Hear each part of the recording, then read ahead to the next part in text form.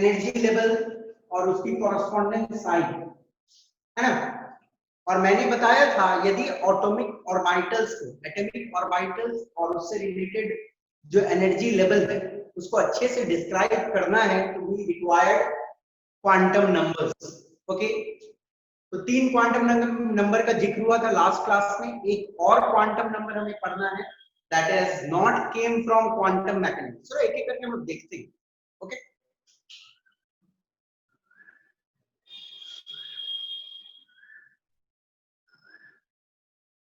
Okay, सबसे पहले हम लोग आज देखेंगे that is principal quantum number.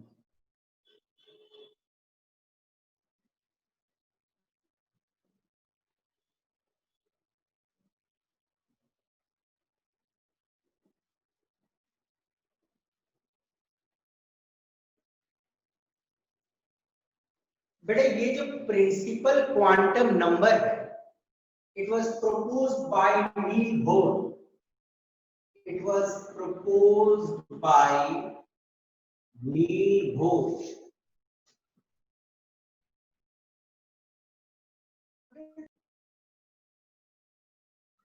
Okay, it is denoted with the symbol n. छोटा n, यहां से देखना है स्मॉल n। बेटा वी आर नाउ डिस्कसिंग वो क्वांटम नंबर्स जो जरूरी है वेव फंक्शन और उससे रिलेटेड एनर्जी लेवल को डिस्क्राइब करने के लिए। ओके, उसमें सबसे पहले हम लोग देख रहे हैं प्रिंसिपल क्वांटम नंबर। तो प्रिंसिपल क्वांटम नंबर जो होती है वो दिया गया था नील बोर के द्वारा। Okay, principal quantum number was given by Niels Bohr and it is denoted with the symbol n. इसे हम लोग डिनोट करते हैं with the symbol n and that is small n. okay, correct. बहुत सारे बुकों में आपको कहीं कहीं मिल जाएगा ये बड़ा n लिखा हुआ, पर ये गलत है। पर ये n होता क्या है चलो हम लोग देखते हैं। आप सभी को मालूम है बोर के मॉडल में आपने पढ़ा था एक न्यूक्लियस होता है छोटा सा, उसके चारों ओर सेल्स होते हैं। जो पहला होता है we call it as K, second is L and third one is M. Okay, ऐसे भी हम लोग के को 1 बोलते हैं, एल को 2, एम को 3। तो बोलने का मतलब ये जो एन है ये क्या होती है, इट्स 1 2 3 और K L M dot dot dot dot dot. Okay, इसको लिख लो दैट इज, तो एन क्या है 1 2 3 बोलो या के एल एम सेल बोलो। ओके, अब ये सेल्स से हमें पता क्या चलता है। Okay, it denotes the energy level and size। देखो ये बहुत इंपॉर्टेंट, साइज और एनर्जी लेवल ध्यान से देखना। जैसे हम लोग पहले सेल में है, दिस वन इज के सेल, पहला सेल, इसका जो साइज है वो छोटा है एल से, एल का साइज बड़ा होता है और एम का साइज क्या है और बड़ा है। इसका मतलब क्या होता है, जैसे ही एन की वैल्यू बढ़ती है, एन की वैल्यू जैसे ही बढ़ते जाती है वैसे ही जो साइज होता है वो बढ़ते जाता है। ओके, और एनर्जी भी साथ में बढ़ती है। बोलने का मतलब देखो आप सभी को मालूम है जो न्यूक्लियस के पास जो सेल है उसकी एनर्जी सबसे कम, बाहर की ओर आएंगे एनर्जी ज्यादा होती चल जाएगी। तो देखो ये इंपॉर्टेंट है, आपको जाननी चाहिए कि एन क्या डिनोट करता है। It denotes the energy level, energy level को बताएगा और साथ में साइज को बताएगा। ओके, वेरी इंपॉर्टेंट ये आपको जानना। और इसके बारे में कुछ हम लोग देखें तो maximum number of electron, maximum number of electron in a shell और ऑर्बिट, इसको हम सेल बोले या ऑर्बिट बोले एक ही चीज है। is कितना होता है बेटा बताओ तो? Maximum number of electron in a shell और ऑर्बिट कितना होता है जल्दी? 2n²। एक घर में मैक्सिमम इलेक्ट्रॉन जो रह सकता है इट इज 2n²। हम लोगों ने पढ़ा है जूनियर क्लासेस में 9th में पढ़ा है। And the most important thing एक आपको और दिमाग में रखनी है that is number of orbitals in nth shell. ये इंपॉर्टेंट है। nth सेल ओके, मानो k shell, l shell, m shell, कोई भी सेल है तो उसमें कितने सारे ऑर्बिटल रहेंगे? ऑर्बिटल तो आपको मालूम है ना, वो जगह जहां पे इलेक्ट्रॉन के पाए जाने का संभावना मैक्सिमम होता है। तो ऐसे कितने जगह होंगे एक ऑर्बिट के अंदर में जहां पे इलेक्ट्रॉन के पाए जाने का संभावना बहुत ज्यादा है? तो वैसे दो जगह, वैसे कितने जगह होंगे? That is n², that will be equal to n²। Okay, मानो यदि पहला सेल k सेल, तो k सेल का n का वैल्यू 1 है तो इसके ऑर्बिटल्स कितने होंगे? Orbitals will be equal to 1 only. Okay, l shell में कितना ऑर्बिटल होगा बेटा? दैट 2, सॉरी जल्दी मुझे कोई बताएगा 4 कितना होगा? 4 n², 4। n सेल में कितना होगा? 3² 9। 9। और आप इलेक्ट्रॉन देखो तो आप सभी को मैंने लास्ट क्लास में बताया था कि एक ऑर्बिटल में 2 इलेक्ट्रॉन रह सकते हैं मैक्सिमम। एक ऑर्बिटल में मैक्सिमम 2 इलेक्ट्रॉन रह सकते हैं। तो इसमें कितना इलेक्ट्रॉन होगा? 2 इलेक्ट्रॉन। इसमें कितना होगा? 8 electron, 18 electron.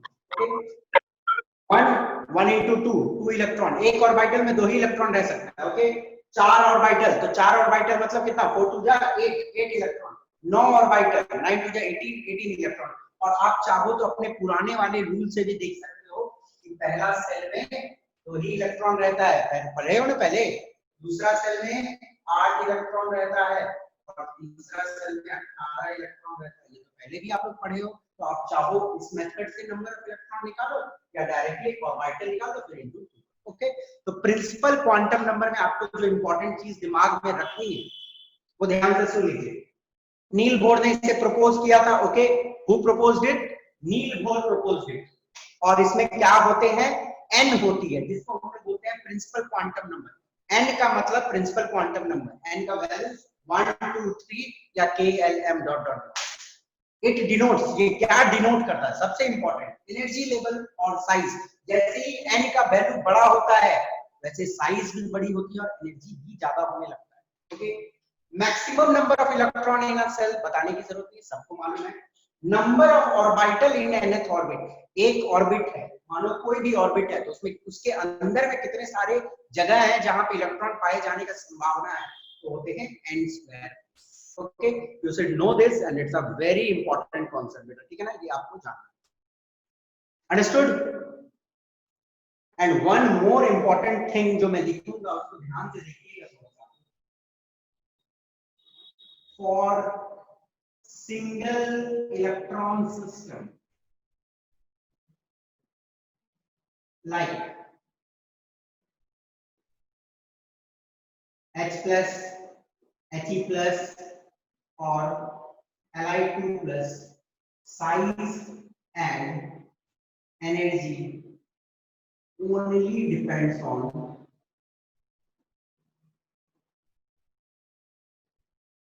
principal quantum number.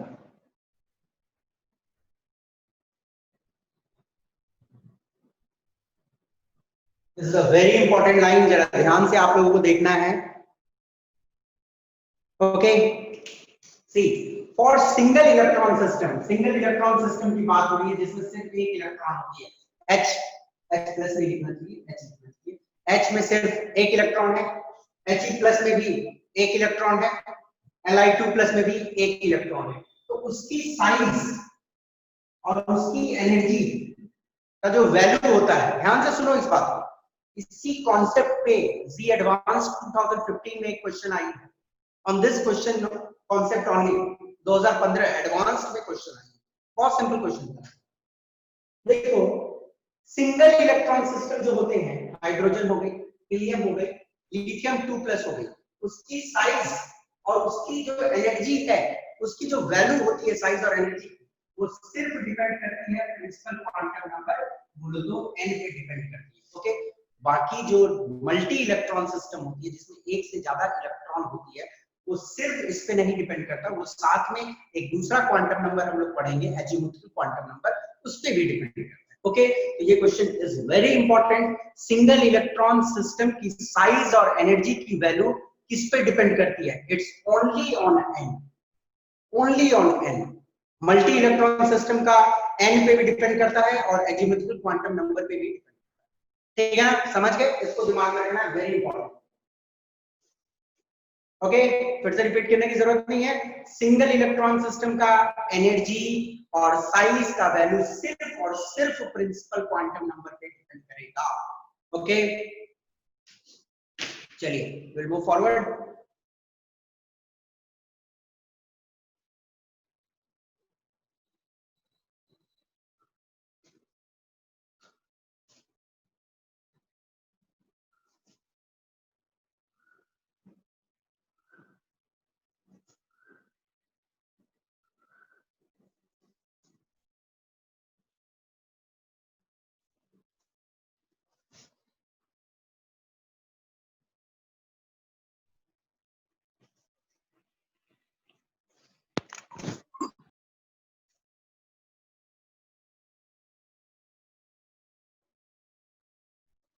Okay बेटा, my video and audio is clear know from my and?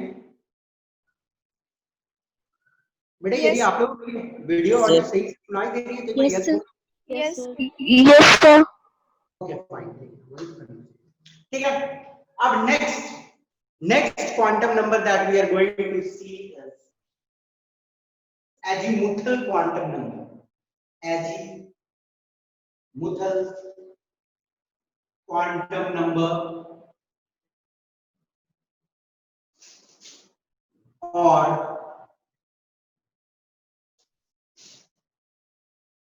Subsidiary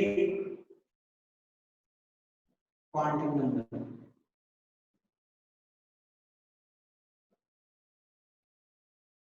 जो दूसरा क्वांटम हम लोग नंबर पढ़ेंगे उसको हम लोग बोलते हैं एजीमुथल क्वांटम नंबर या सब्सिडियरी क्वांटम नंबर।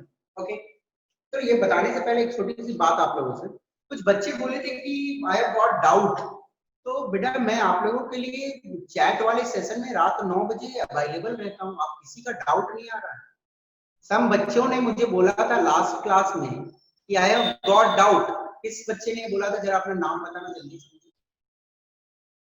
जल्दी से कोई भी। चलो नाम नहीं बताओगे, लेट इट बी। बट बेटा आप लोग किसी को भी डाउट होता है क्लास के बाद, तो श्रीवास्तव क्लासेस के ऐप में चैट एक जगह है, वहां पे जाके आप अपना डाउट डाल सकते हो। Last class also I was waiting for your doubt. बच्चे ने क्लास में बोला सर डाउट है, I was waiting for your doubt, पर कोई डाउट नहीं आया। तो प्लीज Sir, रिक्वेस्ट, डाउट आप लोग डालो। sir, हाँ बोलिए, sir, बोलिए बेटा। सर वो पता नहीं चला सर उसमें पता कैसे चलता है सर कि आप ऑनलाइन है या नहीं सर? बेटा आपको ऑनलाइन, मेरा ऑनलाइन रहने का चिंता नहीं करो, आप उसमें डाउट डाल दो, आपको आंसर मिल जाएगा, आप खोल के देख लो। और वैसे मैंने लास्ट क्लास में बोला था कि रात 9 बजे मैं ऑनलाइन रहूंगा, पर आप तो नहीं आए। ओके, आपको सर जो भी हम डाउट होगा डालने आप वाले थे लेकिन हम आंसर अपलोड। ओके, चलिए next we will discuss with azimuthal quantum number और subsidiary quantum number. Okay, and it's a very important quantum number जिसे हम लोग देखते हैं। देखिएगा किसने प्रपोज किया था? It was proposed bye, it was proposed by Sommerfeld. Sommerfeld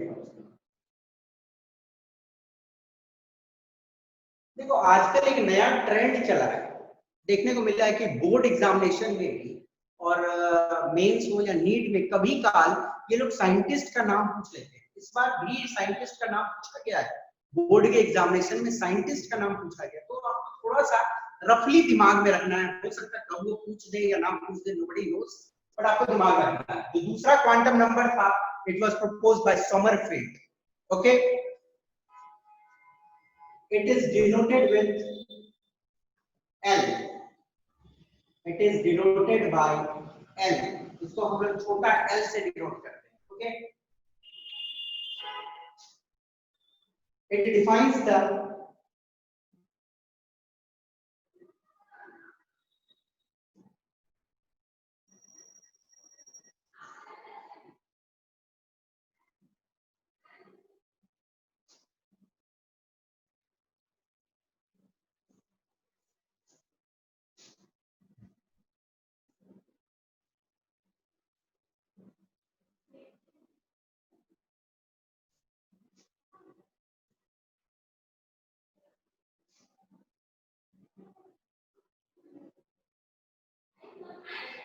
देखो बेटा, ये third point is very important.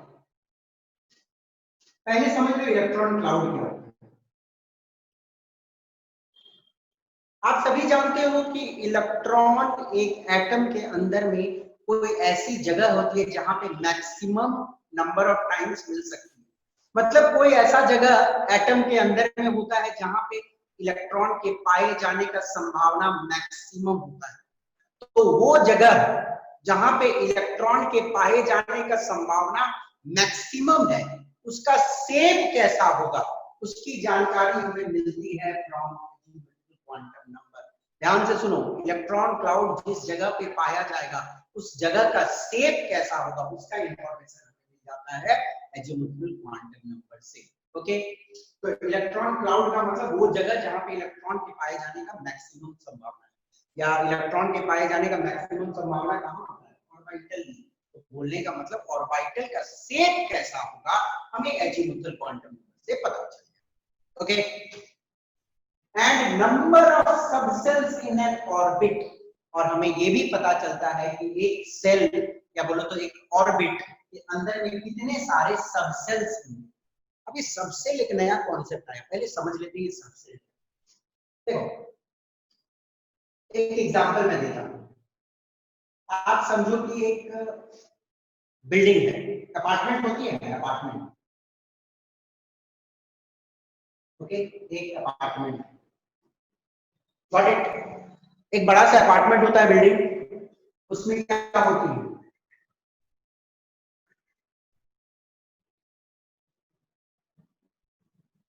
Floors होते हैं। अपार्टमेंट होती है ना, बड़ी बिल्डिंग है, उसके अंदर में फ्लोर्स होते हैं। ओके, फ्लोर्स के अंदर में क्या होता है बताओ तो? फ्लैट। फ्लैट होता है, फोर का फ्लोर के अंदर में फ्लैट्स होते हैं। ओके, फ्लोर के अंदर में होते हैं फ्लैट्स, और फ्लैट्स के अंदर में क्या होता है, रूम। रूम। फ्लैट के अंदर में होती है रूम। ओके, और रूम के अंदर में कौन रहता है, इंसान। इंसान सब रहते हैं, हम लोग रहते हैं रूम के अंदर। ओके, अब यहाँ पे समझना है, देखो इस एनालॉजी पे ही पूरे एटम को हम लोग समझ सकते हैं। ये पूरा अपार्टमेंट जो है ना, उसको आप मान लो एटम, ठीक है ना। एक अपार्टमेंट है, बड़ी सी अपार्टमेंट, उसको मान लो एटम, ठीक है ना। उसमें डिफरेंट डिफरेंट फ्लोर्स है, तो डिफरेंट डिफरेंट फ्लोर्स जो होते हैं उसको आप मान लो सेल्स या ऑर्बिट। सेल्स या ऑर्बिट तो एक ही चीज होती है। बड़ी सी बिल्डिंग है, उसको मान लिया हम एटम, उसमें जो डिफरेंट डिफरेंट फ्लोर्स है उसको हम मान लिए सेल्स या ऑर्बिट। ओके, ऑर्बिट के अंदर में एक ऐसा जगह होता है जिसको हम लोग बोलते हैं ऑर्बिटल्स, ठीक है ना। जैसे फ्लोर्स के अंदर में फ्लैट्स होता है, वैसे ही फ्लैट को आप मान लो ऑर्बिटल, जो कहां रहते हैं, सॉरी उससे पहले आप बेटा मान लो, इसको ऐसे समझो, सेल से फ्लोर्स को आप सेल मान लो या ऑर्बिट मान लो, उसके अंदर में जो फ्लैट है उसको आप सबसेल मान लो, ठीक है, इसको क्या मान लो, सबसेल। और जो रूम है उसको आप मान लो ऑर्बिटल। ओके, तो इन सिंपल, वेरी सिंपल में आप समझोगे तो देखो, एटम के अंदर में होता है शेल, ठीक है ना, एटम के अंदर में होता है शेल, सेल के अंदर में होता है सबसेल, और सबसेल के अंदर में होती है ऑर्बिटल, और ऑर्बिटल में कौन रहता है, इलेक्ट्रॉन। समझ गए, इन सिंपल एनालॉजी ऐसे ही समझ लो। एक अपार्टमेंट है, अपार्टमेंट को एटम मान लिया, एक फ्लोर्स है उसमें, तो फ्लोर्स को मैंने सेल मान लिया, जो फ्लैट्स है उसको मैंने सबसेल्स मान लिया, और सबसेल के अंदर में क्या, ऑर्बिटल है जहां पे इलेक्ट्रॉन रहता है। ओके, एकदम कंफ्यूज नहीं होना है। एटम के अंदर में सेल है, सेल के अंदर में सबसेल है, और सबसेल के अंदर में ऑर्बिटल है। ओके, अब ये तो हमें पता चल गया कि सबसेल क्या होगी। ओके, अब है कि number of subshell in a orbit कैसे पता चले। तो मैं नेक्स्ट स्लाइड में लिखता हूं, पहले इस स्लाइड में कोई दिक्कत है तो आप मुझसे पूछ लो, नहीं तो मैं नेक्स्ट स्लाइड में आपको बताता हूं। Anybody any problem in this slide? Yes, no? No sir. No sir. चलिए, अच्छा, बहुत बच्चे लेट क्यों ज्वाइन कर रहे हैं, व्हाट इज द प्रॉब्लम? जो बच्चे लेट ज्वाइन कर रहे हैं, प्लीज मुझे बात कर सकते हैं मुझसे, क्या कुछ प्रॉब्लम है क्या बेटा, लेट ज्वाइन कर रहे हो? सर आज अपडेट सर में अपडेट मांग रहा था सर, अपडेट मांग रहा था, इसलिए करना पड़ा, टाइम लग रहा था सर। अच्छा, आज अपडेट मांग रही है साइट? हाँ सर। अच्छा, ठीक है बेटा, ठीक है, तो ये सब पहले चेक कर लेना है ना। ओके, तो जो वीडियो अपलोड होगी उसको देख लेना, ठीक है? चलिए, ठीक है, चलो मैं नेक्स्ट बताता हूँ इसके बारे में। सबसे पहले आप लोगों ने देख लिया, समरफील्ड ने बताया था अजीमुथल क्वांटम नंबर के बारे में, और उसे डिनोट किया जाता है एल से, और वो बताती है हमें शेप ऑफ इलेक्ट्रॉन क्लाउड। क्या बताएगी? शेप ऑफ इलेक्ट्रॉन क्लाउड, और उसके अंदर में, मतलब बोलने का मतलब एक ऑर्बिट के अंदर में कितने सारे सबसेल रहेंगे उसकी भी इंफॉर्मेशन हमें अजीमुथल क्वांटम नंबर से मिलती है। ओके,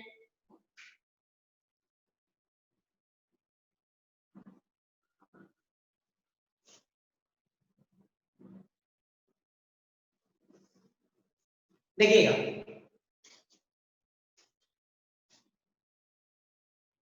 L can have, ये इंपॉर्टेंट है, L can have,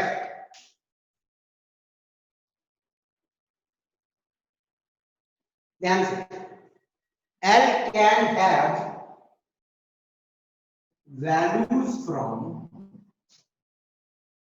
0 to n-1। ध्यान से देखना, ये बहुत इंपॉर्टेंट चीज है, ठीक है ना।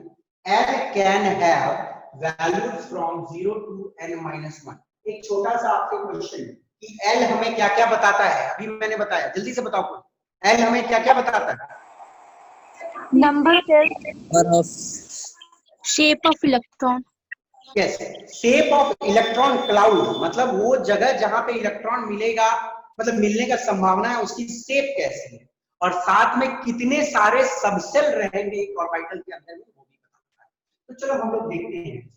L can have value from 0 to n-1। इसका मतलब क्या है? n है, L है, मानो n का वैल्यू, मिनिमम n का वैल्यू क्या हो सकता है? 1 1 n का वैल्यू जो मिनिमम हो सकता है वो 1। बहुत इंपॉर्टेंट कॉन्सेप्ट है, जो फंसेगा आगे नहीं समझे। n का वैल्यू मिनिमम जो होता है 1 होता है, ठीक है ना। तो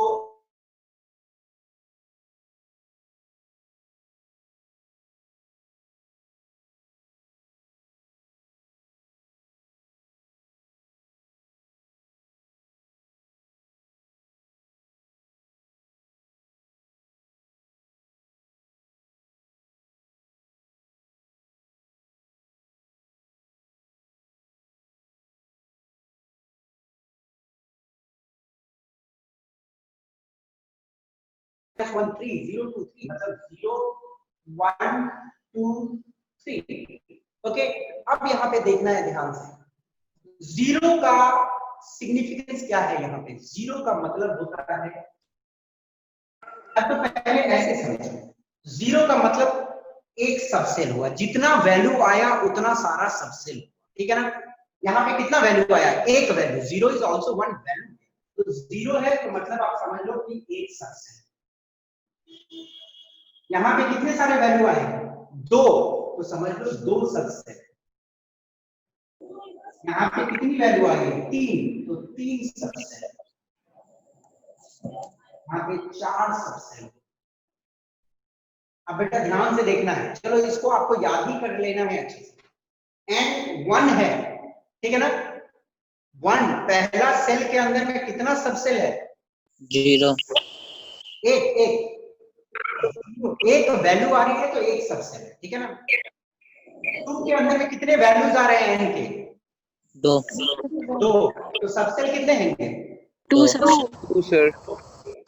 एन के अंदर में 4 यदि एन का वैल्यू है तो कितने वैल्यूज आ रहे हैं, 4 तो कितने हो गए,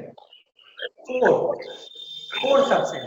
ओके, अब यहाँ पे ध्यान देना है आपको, जब n का वैल्यू 1 है और l का वैल्यू 1 है तो उसका मतलब क्या होता है, ध्यान से देखिए। ओके, यदि l का वैल्यू 0 है, ठीक है ना, यदि l का वैल्यू 0 है तो इसका मतलब होता है s, ठीक है ना। 0 का मतलब है s सबसेल, ठीक है ना, 0 मींस s सबसेल। l का वैल्यू 1 है तो इसका मतलब होता है p सबसेल, ठीक है ना। l का वैल्यू 1 तो p सबसेल, l का वैल्यू 2 d सबसेल, l का वैल्यू 3 तो f सबसेल, l का वैल्यू 4 तो g subshell. Okay, got it. देखिए ये आपको एकदम याद रखना है, दिमाग में बैठा के, वेरी इंपॉर्टेंट कॉन्सेप्ट। L का वैल्यू 0 है तो उसका मतलब क्या होगा, S सबसेल, जिसकी जो शेप होती है स्फेरिकल, इसकी शेप होगी स्फेरिकल। ओके, S सबसेल का शेप होता है spherical, what is the shape is spherical. P subshell का शेप होता है dumbbell, dumbbell. Okay, D subshell का शेप होता है double dumbbell, double dumbbell. Dumbbell जानते हो ना, जो मैंने बताया था ना, आप लोग खेलते हो ऐसे ऐसे करके, जो स्कूल में नहीं आता है, जो प्रैक्टिस होता है, एक होती है देखो ना, एक लकड़ी का आता है जो हम लोग स्कूल में जब जिम होता है तो ऐसे ऐसे खेलते हैं उससे। ओके, दिस इज डम्बल से, और डबल डम्बल से ऐसा। Got it. अब अच्छे से आपको समझना है, L का वैल्यू 0 है, यदि L का वैल्यू 0 है तो उसका मतलब कौन सा सबसेल का हम बात करेंगे, S सबसेल का शेप कैसा रहेगा, स्फेरिकल ओके, माइक बंद करो। L का मतलब 1 बात करेंगे तो 1 मतलब P सबसेल, जिसका शेप होता है डम्बल। L का मतलब 2 बात करेंगे तो जिसका मतलब है कि D सबसेल, और D सबसेल का शेप होता है डबल डम्बल से, और F सबसेल और D सबसेल का शेप हमें नहीं पढ़ना है, it's quite beyond our syllabus. Okay, बस हमें ये तीन की शेप जाननी है, इन सब के शेप बहुत कॉम्प्लिकेटेड होते हैं, हमें नहीं। ओके, तो हमें ये पता चला एजियोमेट्रिक क्वांटम नंबर से, हमें ये तो पता ही चल गया कि कितने सारे सबसेल होंगे, 1 सबसेल, 2 सबसेल, 3 सबसेल, 4 सबसेल पता चला, और साथ में शेप भी पता चला। ओके, ये कॉन्सेप्ट आपको क्लियर रखना है। अब आपसे मैं पूछूं कि जो पहला घर है उसके अंदर में जो सबसेल है उसका नाम क्या है, S सबसेल। दूसरा घर के अंदर में जो सबसेल है उसका नाम क्या है, P सबसेल। S और P।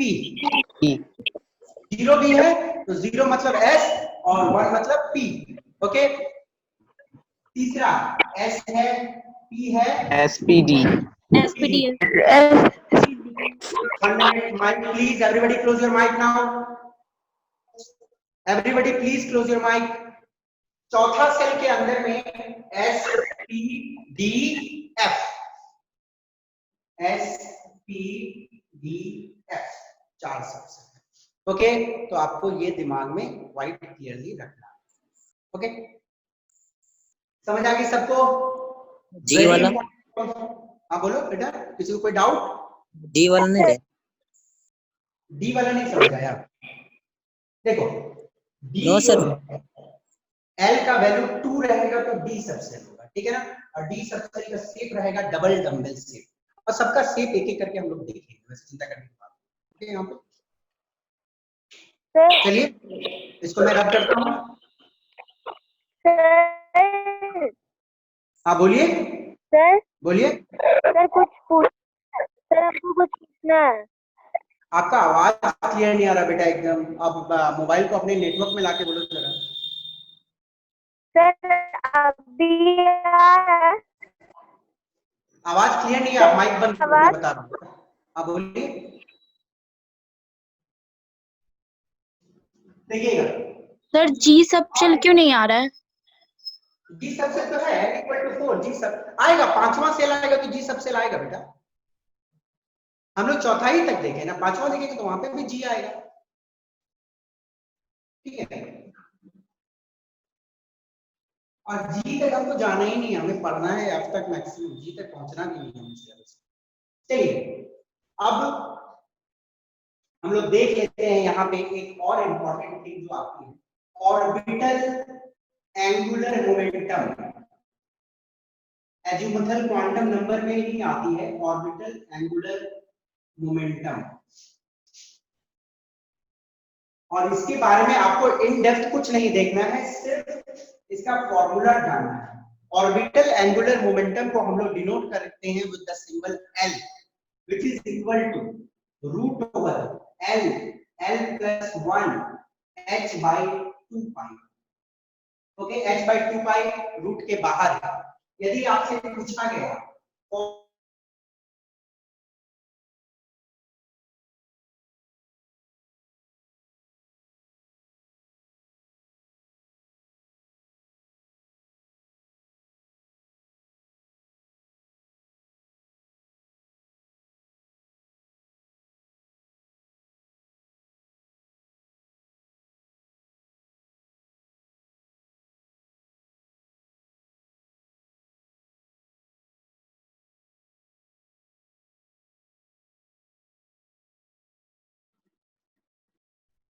okay, magnetic quantum number, it was proposed by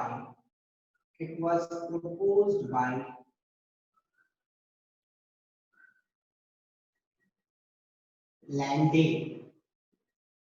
देखिए मैग्नेटिक क्वांटम नंबर जो था वो लैंडे ने प्रपोज किया था, ओके, डिनोटेड बाय m और सबस्क्रिप्ट में l, m और उसके नीचे l, सबस्क्रिप्ट में l, okay, defines the orientation of a subshell. ये बहुत इंपॉर्टेंट है। देखो सब में आपको अच्छे से दिमाग में रखना है कि सब क्या क्या डिफाइन करती है। जैसे हम लोगों ने देखा n डिफाइन करती है क्या, size and energy, n defines size and energy, okay, l defines shape and number of subshell, ठीक है, ml क्या डिफाइन करती है, ओरिएंटेशन। ओरिएंटेशन का मतलब कि किस एंगल में। देखो हमें शेप पता चल गया सबसेल का, बट शेप पता चलना एक अलग चीज है, पर वो किस एंगल में इंक्लाइंड है दैट इज आल्सो इंपॉर्टेंट। मान लो एक पल के लिए कि जो P है, मैंने आप लोगों को बताया P सबसेल का जो शेप है वो कुछ इस तरह का, ओके, अंडरस्टूड। तो P रहने का ऐसे हॉरिजॉन्टल रह सकता है लाइट, या P ऐसे भी रह सकता है, या P ऐसे थोड़ा टेढ़ा, ओके। तो बोलने का मतलब है कि शेप जानना समथिंग एल्स है, पर वो किस एंगल में इंक्लाइंड है वो भी जानना। देखो ऐसे ही रह सकता है हॉरिजॉन्टल, ऐसे वर्टिकल रह सकता है। ओके, तो ओरिएंटेशन जानना इज आल्सो इम्पोर्टेंट। तो एक सबसेल की जो ओरिएंटेशन होती है वो हमें पता चलता है from magnetic quantum number. Okay, कैसे पता चलता है, वी विल सी दैट। इस पार्ट को मैं मिटा देता हूं, ये तो इंपॉर्टेंट नहीं है। देखिए ml takes value between minus L to plus L। ध्यान से देखिएगा, इंपॉर्टेंट है। ml का जो वैल्यू रहता है माइनस L से लेके प्लस L तक। ओके, मानिए मैं बात कर रहा हूं p सबशेल का, ठीक है ना। यदि मैं बात कर रहा हूं p सबशेल का तो L का वैल्यू होता है 1, ठीक है ना। L का वैल्यू होता है 1, तो ml का वैल्यू होगा -1 टू +1। -1 से लेके +1 तक क्या होगा, -1 0 1। ओके, 3 वैल्यूज आए ml की, तो ml के जितने वैल्यू आएंगे उतने सारे ओरिएंटेशन, ठीक है ना। p subshell very important, p subshell जब -1 वैल्यू लेगा ml का तब वो ऐसा रहेगा and it will be known as px, ठीक है ना। इसको हम लोग बोलेंगे px यदि उसका वैल्यू -1। यदि उसकी वैल्यू 0 तो उसका अलाइनमेंट होगा अलोंग y एक्सिस। इसको आप बोल सकते हो x एक्सिस, ठीक है। इसको हम बोल सकते हैं y एक्सिस। और ये सब जो जगह है, ये सब जगह इलेक्ट्रॉन रहेंगे, ये जो है ये सब जगह इलेक्ट्रॉन। ओके, px यदि ऐसे है, py, ओके, और यदि एक और एक्सिस होता है, आप सभी को मालूम है, z axis.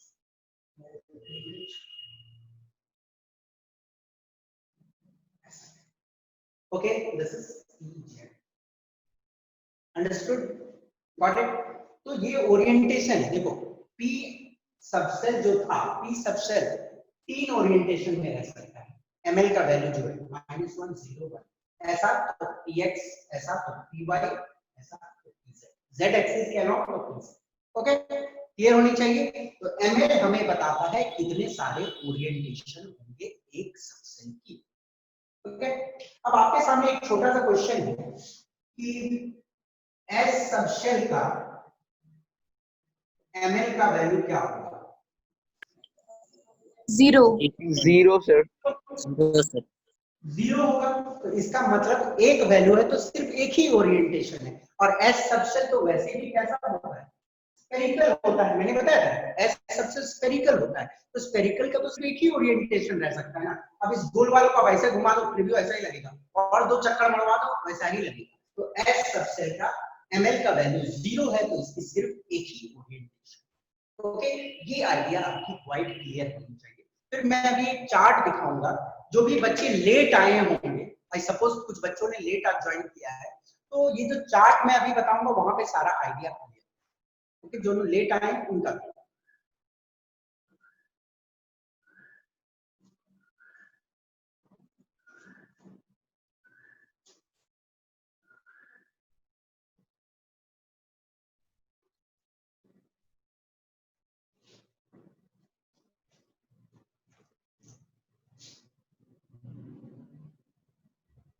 N L subshell designation,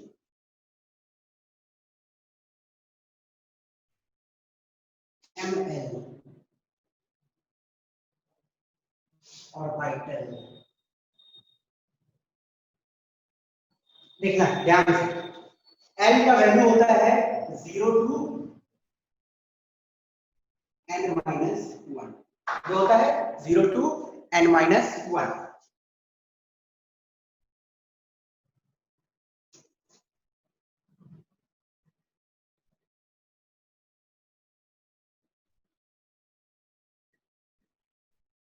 okay, L का value is from 0 to n minus 1। ध्यान से देखिए, मानो मैंने n का वैल्यू लिया 1, तो L का वैल्यू क्या क्या होगा? 0 0, 1 माइनस 1 0, 0 टू 0, तो हो गई 0। तो सबसेल का जो डेजिग्नेशन देते हैं या जो सबसेल का नाम हम देते हैं, आई कॉल इट 1, और 0 का मतलब कौन सा subshell? S. Very good, 1s। ठीक है ना? ml का कितना वैल्यू होगा? 0. ml का वैल्यू होता है -L2 प्लस L, इसका वैल्यू हो गया 0। अब आपको एक चीज ध्यान देना, जितने सारे ml के वैल्यू होंगे उतने सारे ओरिएंटेशन होगी, मैंने बोला था। तो उसका मतलब है कि उतने सारे ऑर्बिटल्स, समझे बात को? उतने सारे ऑर्बिटल्स होंगे। तो ml का वैल्यू 1 है, तो कितने सारे ऑर्बिटल्स होंगे? 1. ऑर्बिटल होंगे, ठीक है ना? n का वैल्यू मैंने लिया 2, तो l का वैल्यू क्या क्या होगा? 1 0 1 0 1 2. 0 1। ध्यान से सुन लो, 0 टू 2 माइनस 1, तो 0 टू 2 माइनस 1 आया 1, 0 टू 1 क्या होगा? 0 और 1। तो यदि सेकंड सेल है तो कितने सारे सबसेल होंगे? 2 सबसेल, जिसका वैल्यू है 0 और 1, और उनका नाम क्या होगा? SP P. SP. 2s और 2p। दूसरा है तो मैंने 2 लिख दिया आगे में, 2s और 2p। और ml का वैल्यू तो इसका तो 0 होगा, और कितने ऑर्बिटल होंगे? एक ऑर्बिटल होगा, इसका 2p, इसका कितना वैल्यू होगा? -1 0 1 यस, ऑर्बिटल कितने सारे होंगे? 3 3। तो देखो, ये ध्यान देना है, ये सेकंड वाला घर है, तो सेकंड वाले घर में कितने सारे टोटल ऑर्बिटल हैं? 4, ठीक है ना? और ये वाला है फर्स्ट घर, फर्स्ट घर में एक ऑर्बिटल। ओके, मैं बेटा थोड़ा पानी पी लेता हूँ, ठीक?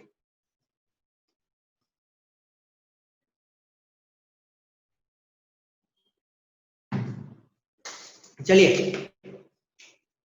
n का वैल्यू आया 3, तो l का क्या क्या वैल्यू होगा? 0 1 2 0 1 2. 2 Yes. 1 2 सबसेल का नाम क्या होगा? ये 2s 3s 3s 3p 3d 3P 3D 3d. Yes, ठीक है ना? माइक ऑन रखो, माइक ऑफ रखो, मैं बता रहा हूँ, ध्यान देना। तो l का वैल्यू 0, तो इसका भी वैल्यू 0, एक ही वैल्यू है ना? -0 टू +0 एक ही होगा। 1, तो ये क्या होगा? -1 0 +1, ठीक है ना? +1। इसका 2, कितने सारे? -2 -1 0 1 2, कितने सारे वैल्यू है? 1 2 3 4 5, 5 वैल्यू है, 5 3 1। तो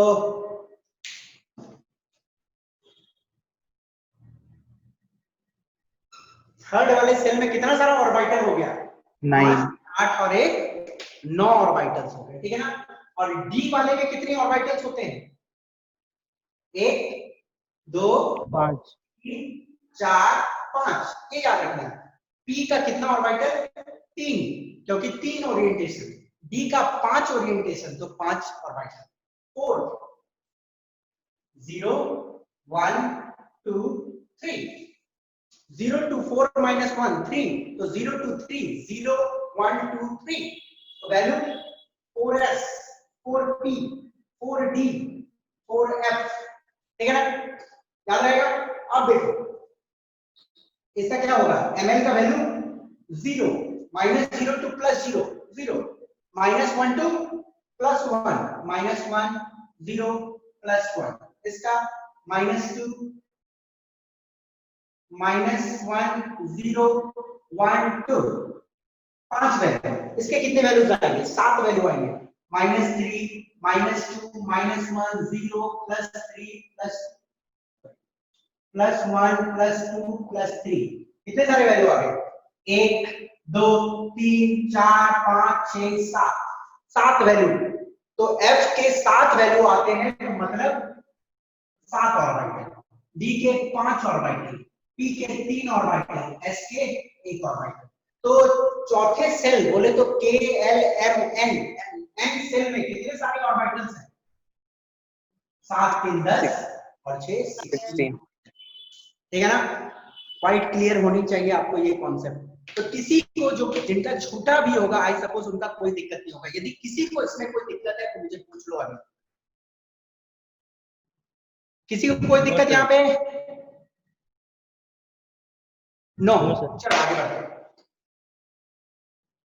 देखो कुछ भी लिखना उठना है तो ये वीडियोस, अच्छा स्क्रॉडिंजर इक्वेशन की वीडियोस को आप लोगों ने दोबारा देखा कि नहीं देखा? कि सब समझ गए थे स्क्रॉडिंजर इक्वेशन? हाँ ना? No sir. देखा था कि नहीं देखा था? यस सर, देखा था। समझ आई? Yes sir. ओके चलो बेटा, जो भी डाउट होगा चैट पे आओ। रात 9 बजे के बाद तो मैं लाइव रहता हूँ चैट पे। Okay okay sir. ओके, खाली आप लोग बोलते हैं, क्वेश्चन आंसर कोई नहीं डालता।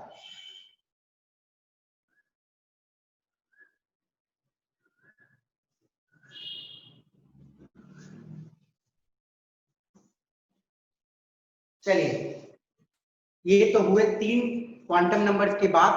और एक बार थोड़ा सा और एक चीज देख लेते हैं।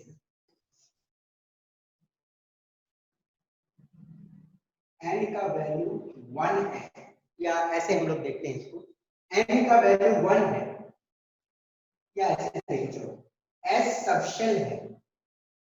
तो s सबशेल में टोटल कितने ऑर्बिटल होते हैं? 1 1 सर। 1 1 ऑर्बिटल। कितने सारे electron? 2 electron. p subshell, p subshell में होते हैं कितने ऑर्बिटल? 3 3 ऑर्बिटल। इलेक्ट्रॉन कितने हैं? 6 इलेक्ट्रॉन। 6 इलेक्ट्रॉन। उनका नाम क्या क्या है? px, py, pz। वो 3 ऑर्बिटल का नाम है px, py, pz। 2 इलेक्ट्रॉन, हर एक ऑर्बिटल में 2 2 2 2। d सबशेल, d सबशेल में कितने ऑर्बिटल? 5 ऑर्बिटल। इलेक्ट्रॉन कितने रहेंगे? 10 10 इलेक्ट्रॉन। ये 5 ऑर्बिटल के नाम क्या क्या है देख लो। डी एक्स वाई प्लेन लेना है, देखो एक्स वाई प्लेन ले लिया, डी एक्स वाई। फिर आप एक्स वाई लेंगे तो नेक्स्ट प्लेन ले लो, y z, d y z. और क्या बचा? एक्स वाई हो गया, वाई जेड हो गया, एक्स जेड बचा, डी एक्स जेड।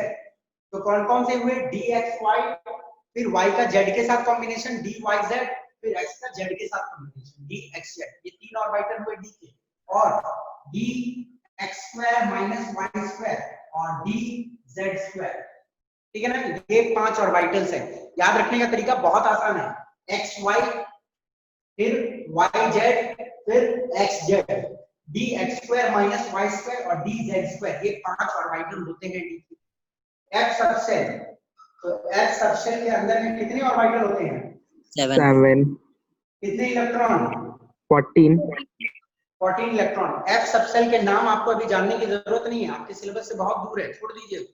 ओके, बस ये सारे नाम जानने हैं। अंडरस्टूड?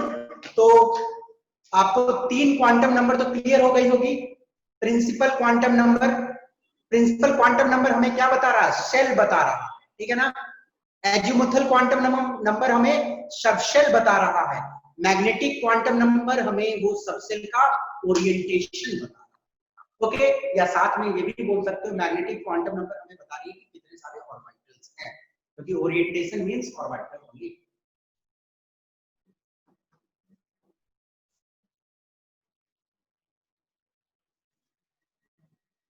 एक चौथा क्वांटम नंबर जो क्वांटम मैकेनिक्स से नहीं आई, ठीक है ना? एक चौथा क्वांटम नंबर हम लोग डिस्कस करने वाले हैं जो क्वांटम मैकेनिक्स से नहीं आई। फिर भी यदि हम लोग वो वाला पढ़ लेते हैं तो एक पर्टिकुलर जो एड्रेस होती है, समझे, एक पर्टिकुलर एड्रेस जहां पे इलेक्ट्रॉन पाया जा सकता है, वो हमें बहुत अच्छा से मिलेगा। Okay, and that is spin quantum number. The last quantum number जो चौथा हम लोग देखने वाले हैं, स्पिन क्वांटम नंबर।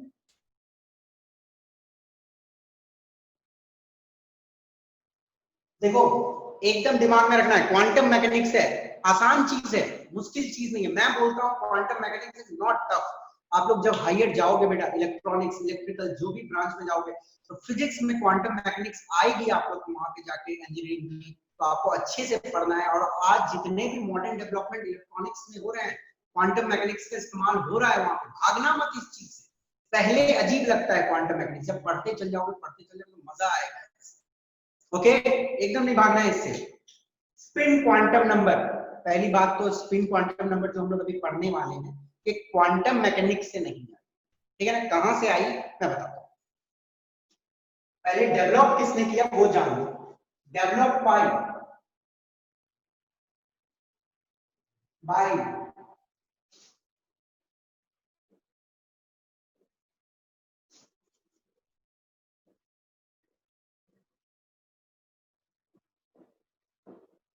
नाम पढ़ दो, मुझे पढ़ने नहीं आता, क्या लिखा हुआ है, कोई पढ़ो इसको, क्या लिखा हुआ है। Ulenbeck and Goudsmit.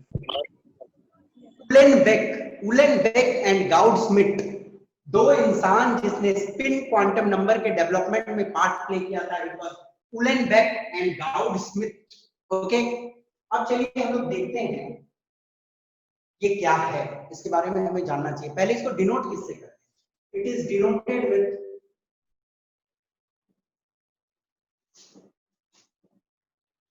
एम और सब्सक्रिप्ट में एस, ठीक है ना। इसका मतलब क्या होता है, magnetic quantum number, quantum number, इसका मतलब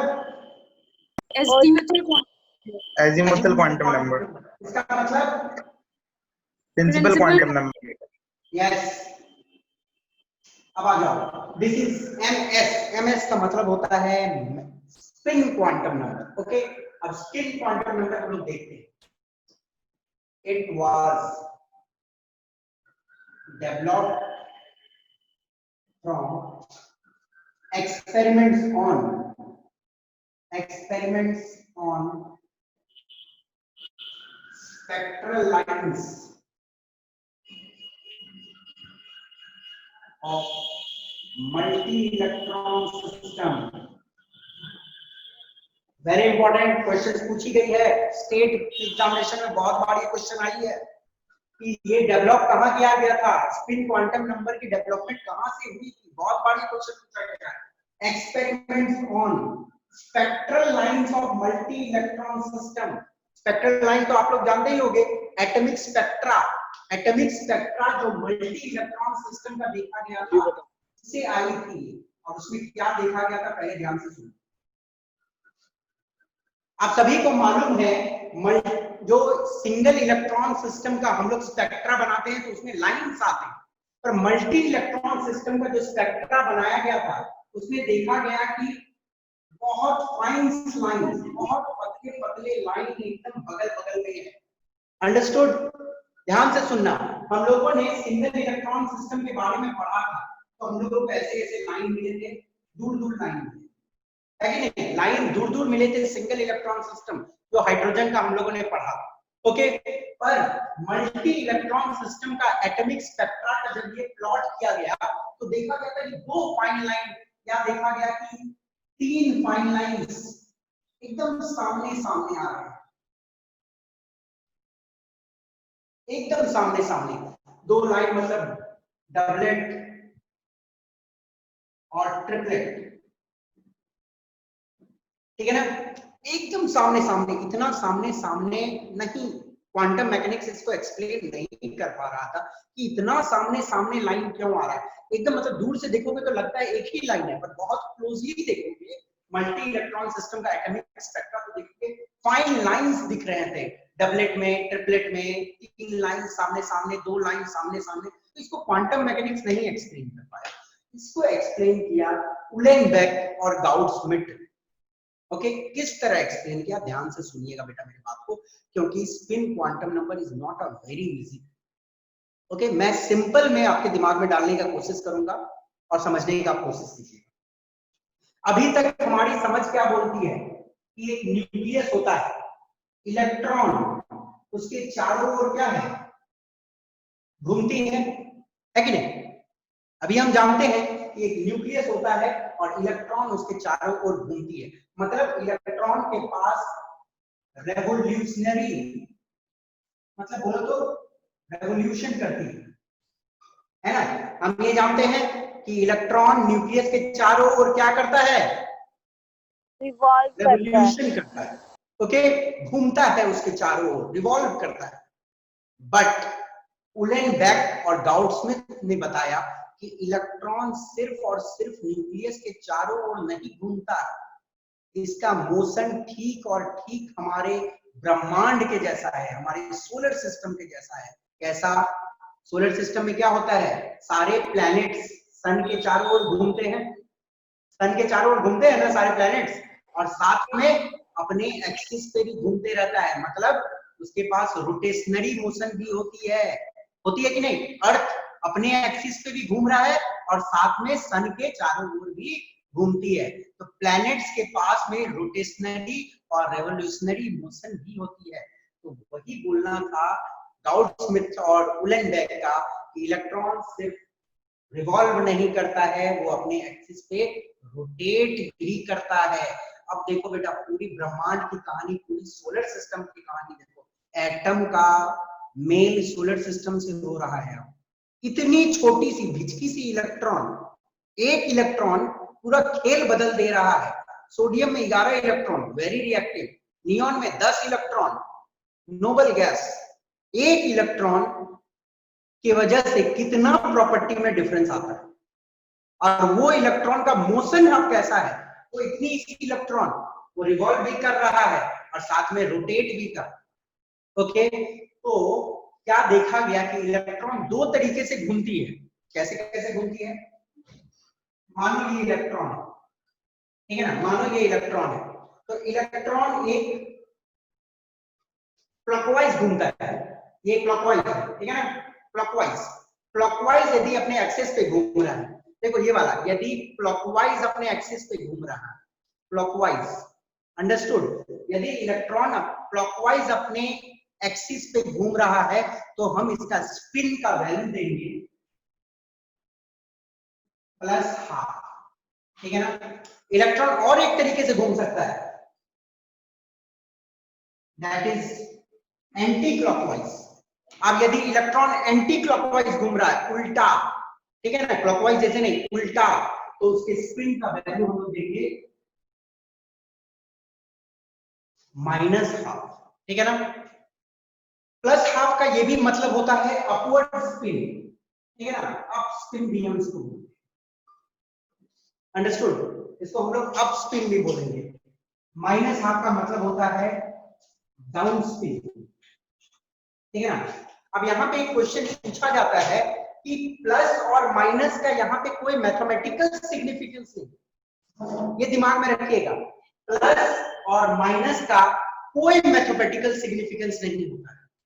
प्लस का मतलब सिर्फ और सिर्फ ये बताने के लिए होता है कि इसकी जो मोशन है वो क्लॉकवाइज है, कैसी है, क्लॉकवाइज है या अप स्पिन है। माइनस का मतलब होता है इसकी मोशन एंटी क्लॉकवाइज है अपने एक्सिस। ओके, तो ये आपको दिमाग में रखना, ठीक है ना। Plus minus no mathematical meaning, just उसको सिग्निफाई करता है कि अप स्पिन है बोले तो क्लॉकवाइज, माइनस तो डाउन स्पिन या एंटी क्लॉकवाइज। इसी रोटेटरी मोशन की वजह से तो इलेक्ट्रॉन के पास देखो, अभी तक आप लोग क्या पढ़ते थे, इलेक्ट्रॉन सिर्फ न्यूक्लियस के चारों ओर घूम रहा है और वो भी फिक्स्ड पाथ में घूम रहा है। ये तो बिल्कुल गलत हो गया कि फिक्स्ड पाथ में नहीं घूमता इलेक्ट्रॉन, इलेक्ट्रॉन के पाए जाने का सिर्फ संभावना है, वो है। अब दूसरी बात, इलेक्ट्रॉन रिवॉल्व तो कर ही रही है और साथ में रोटेट भी कर रहा है अपने एक्सिस पे, और इस रोटेशन के चलते जो ये लाइंस आते हैं एटॉमिक स्पेक्ट्रा में, उसमें थोड़ी सी स्प्लिट आ जाती है। ओके, और डेप्थ में आपको और कुछ ज्यादा जानना नहीं है इसके बारे में, जानोगे घुसोगे इसके डेप्थ में तो दिमाग पागल करने के अलावा और कुछ नहीं, आपको ज्यादा अभी नहीं समझ, इसको इन डेप्थ हायर क्लासेस में, हायर इंजीनियरिंग में आप लोग जाओगे तो पढ़ोगे वहां पे। बट सिर्फ आपको यहाँ पे इतना दिमाग में रखना है कि मल्टी इलेक्ट्रॉन सिस्टम में, ध्यान से क्वेश्चन पूछी जा सकती है, मल्टी इलेक्ट्रॉन सिस्टम में जो फाइन लाइंस दिखती है वो किसकी वजह से, ये इलेक्ट्रॉन की रोटेटरी मोशन की वजह से ही। बस इतना दिमाग में रखो। और इलेक्ट्रॉन की दो टाइप की स्पिन है रोटेटरी वाली, दैट इज कैसा, एक up spin that is plus half clockwise, down spin minus half anti clockwise, ठीक है ना, that is enough.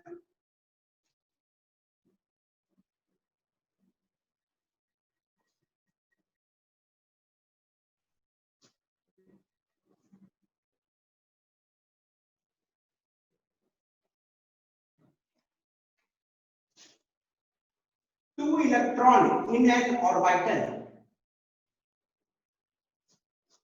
will have opposite spins.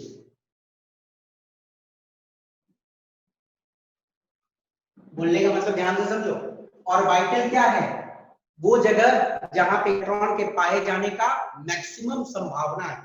Okay, तो एक ऑर्बिटल में मैक्सिमम कितने इलेक्ट्रॉन रह सकते हैं, 2 इलेक्ट्रॉन।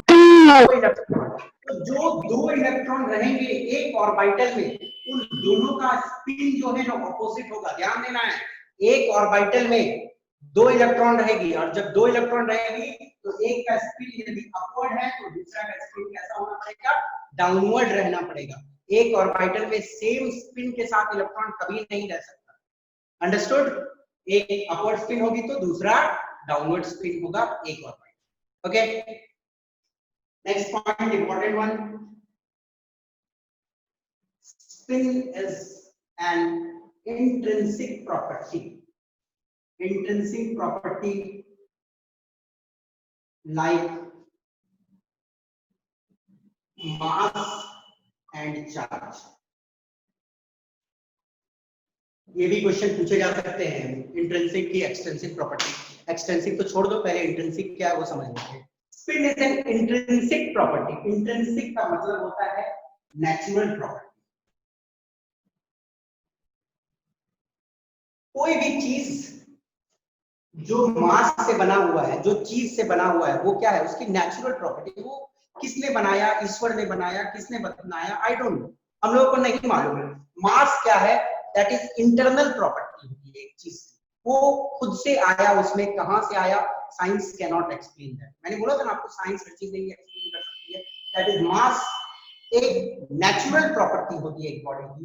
वैसे ही चार्ज भी जो होती है नेचुरल प्रॉपर्टी होती है, वैसे ही जो स्पिन होता है एक इलेक्ट्रॉन का, दैट इज नेचुरल प्रॉपर्टी होती है उसका, ठीक है ना।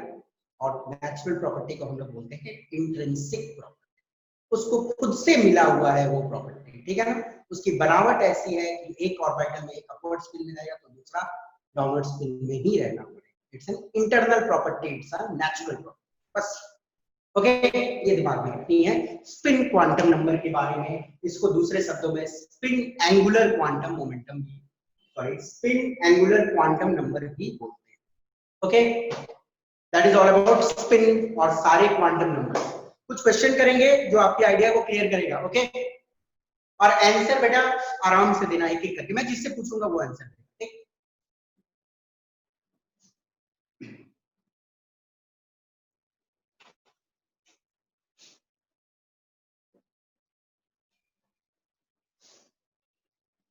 Total number of orbital associated with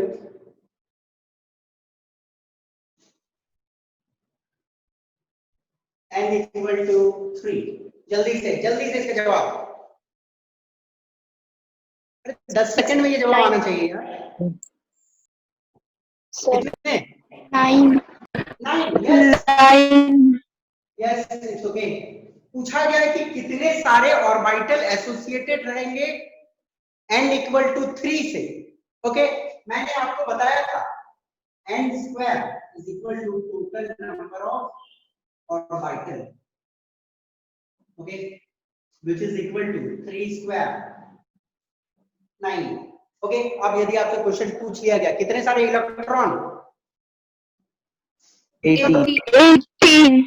yes 18 electron. Okay, very simple question, सबको मालूम है। थर्ड क्वेश्चन थोड़ी कॉम्प्लिकेटेड है, देखना है।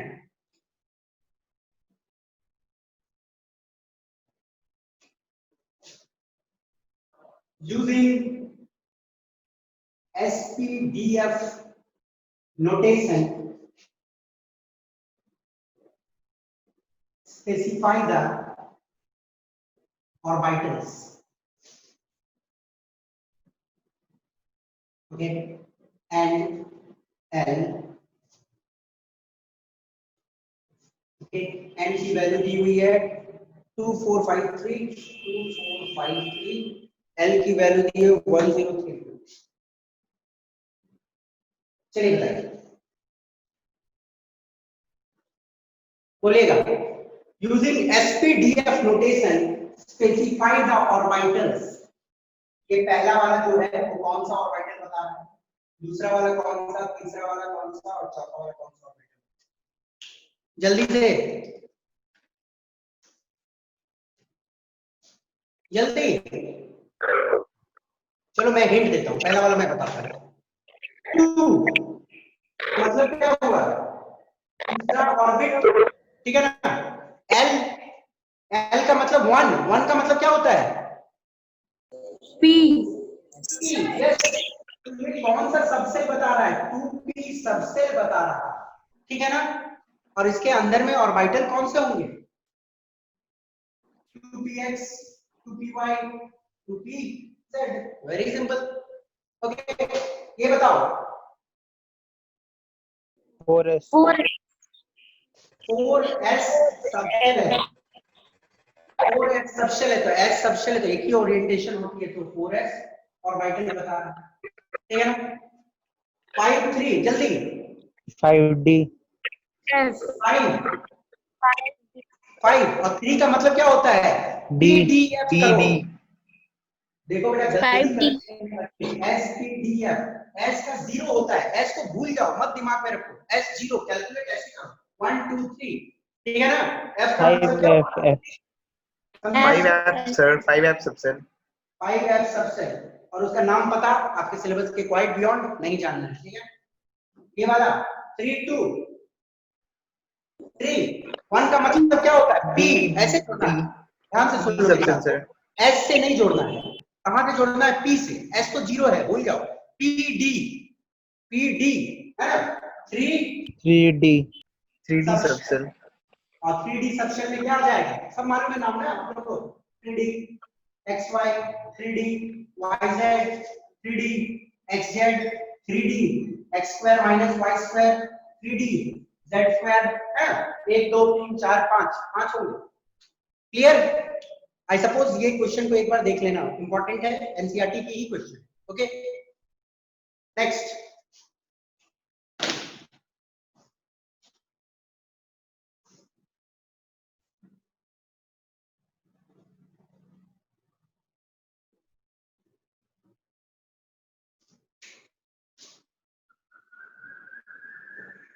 Which is not a valid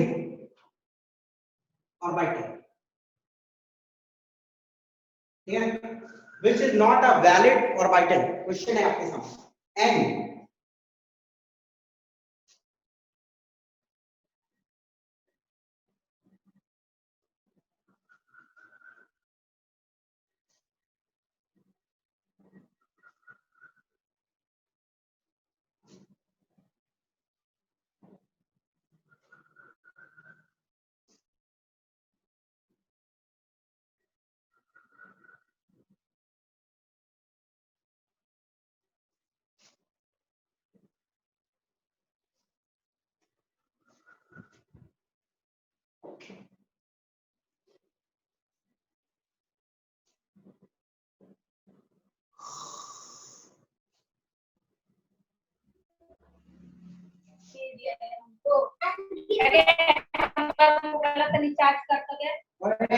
mic बंद करो।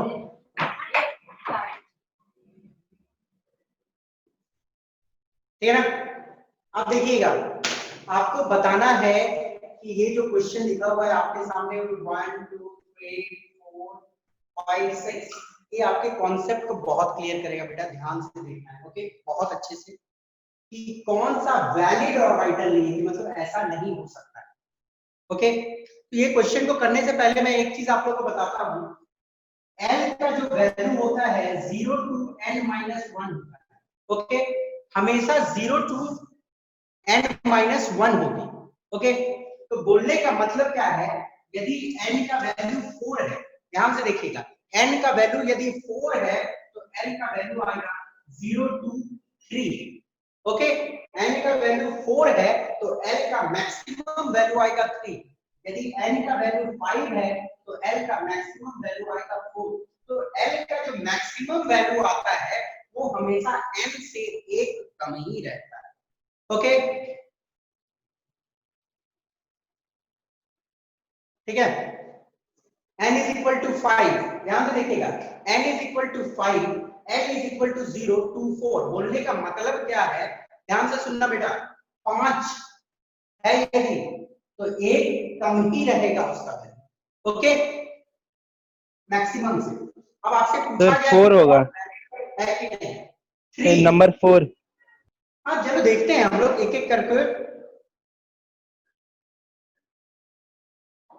अच्छा बेटा, ये मैसेज आप लोगों के लिए नहीं है, जो मैसेज फ्लैश हो रही है स्क्रीन में, this is not for you, okay, ये दूसरे के लिए है ये वाला वैल्यू, ओके, ये पास आउट बैच के लिए है, ये इंफॉर्मेशन आपके लिए नहीं आ रही है, तो प्लीज डोंट वरी, स्टैंडर्ड 11 यहाँ पे कंसंट्रेट कीजिए। देखिए 3, तो हम लोग पहले देखते हैं कौन सा है, तीसरा घर है तो 3, l का वैल्यू 2 तो क्या होगा, l का वैल्यू 2 तो क्या होगा, d।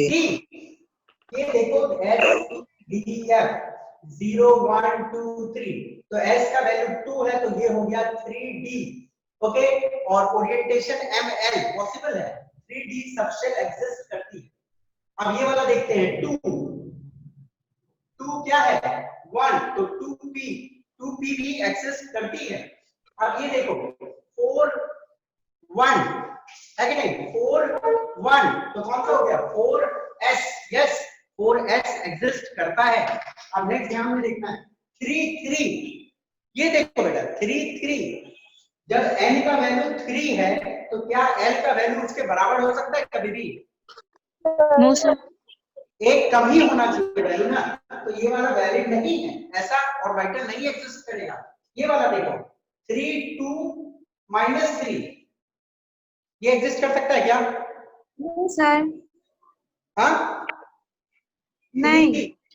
2 -3 क्यों नहीं एग्जिस्ट कर सकता, कोई बताएगा। हो सकता है सर क्योंकि m का वैल्यू -L2 + L होता है।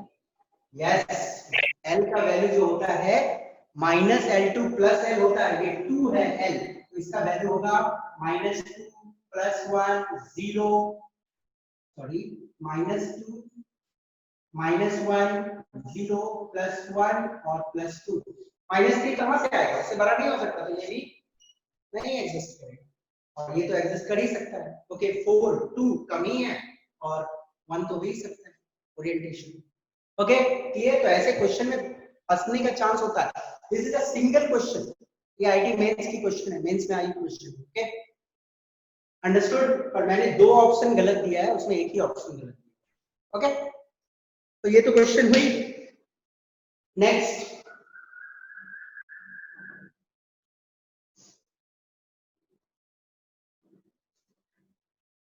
Question, which orbital is not possible, ठीक है ना, बोला गया है कि which orbital is not possible, 2d 4f 4g 6d। देखो ये अच्छी क्वेश्चन है, जो पूछा जा रहा है आपसे कि कौन सा ऑर्बिटल पॉसिबल नहीं है। n का वैल्यू यहाँ पे कितना है 2 है, ठीक है ना, और d क्या होता है spd, d का वैल्यू 2 होता है, 2 और 2 कभी पॉसिबल है क्या, No, sir. n का और l का वैल्यू कभी सेम हो सकता है, No, sir. No, sir. तो ये वाला एग्जिस्ट नहीं करेगा, ठीक है ना। n का वैल्यू 4 है, ठीक है ना, और f क्या है, देखो आराम से s p d f, इसको भूल जाओ 0 1 2 3, ओके 0 1 2 3, f का वैल्यू 3 है, l इज इक्वल टू 3, 4 है 3 है, एक कम है, हो सकता है yes sir. Yes, sir. Adjust कर सकता है। 4g, n का वैल्यू हो गया नहीं हो 4 सकता सर। और g का वैल्यू 4 करेगा। No, sir. नहीं सर, No, sir. 6d हो सकता है सर। हो सकता है, n का वैल्यू 6 है और d का वैल्यू क्या होता है 2 होता है, हो सकता है नहीं, आराम से एग्जिस्ट करेगा। ओके, तो ये सब क्वेश्चन से क्वांटम नंबर की सारी इंफॉर्मेशन तो क्वाइट क्लियर हुई है।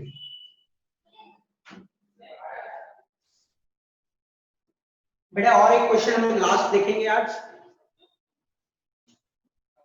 How many orbitals are possible in number 1 n is equal to 3, n is equal to 2, 4f 5d। बोलिए पहला क्वेश्चन, how many orbitals are possible in this one? 9.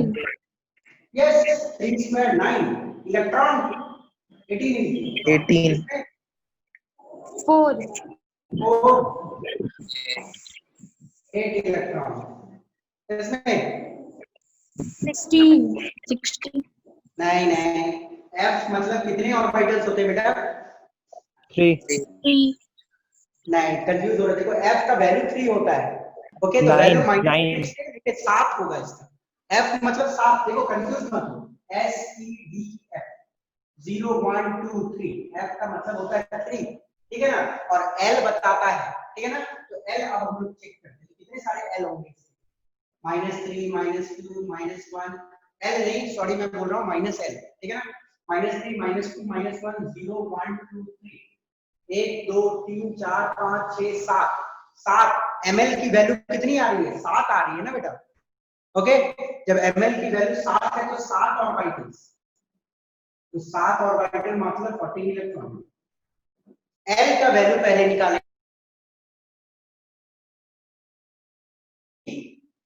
5 5. Orbital होंगे और उसमें होंगी 10 इलेक्ट्रॉन, ठीक है। तो आई सपोज आज का लेक्चर क्वाइट क्लियर होगा, पर कुछ बच्चों का मिस हुआ होगा, आई सपोज कुछ पार्ट वो भी क्लियर हो गया होगा, बाद में मैंने डिस्कस कर दिया है। तो नेक्स्ट क्लास थोड़ी सी ग्राफ वाली क्लास होने वाली है, मैं बहुत अच्छे से ग्राफ डिस्कस करूंगा उस क्लास में, and we will see orbital का एग्जैक्ट शेप कैसा, ठीक है। तो फिलहाल आज के लिए thank you, we will meet you in the next class, thank you बेटा।